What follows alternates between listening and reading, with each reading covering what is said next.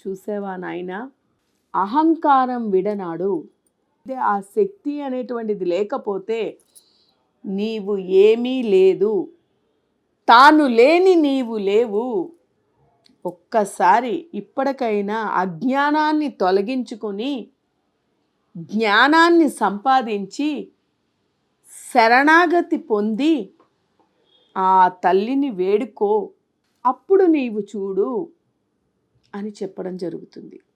ఏమీ చెయ్యలేని నిస్సహాయ స్థితిలో ఉన్నాడు కాబట్టి, గత్యంతరం లేని స్థితి వచ్చింది కాబట్టి, భక్తుడు చెప్పిన మాట విని మనస్ఫూర్తిగా లేనప్పటికీ కూడా పరీక్షించడానికి కావచ్చు అతను ఆ తల్లిని ప్రార్థించి తల్లి అనుగ్రహాన్ని పొంది, అప్పటి వరకు కనీసం చేయి కదపలేకుండా ఉండేటువంటి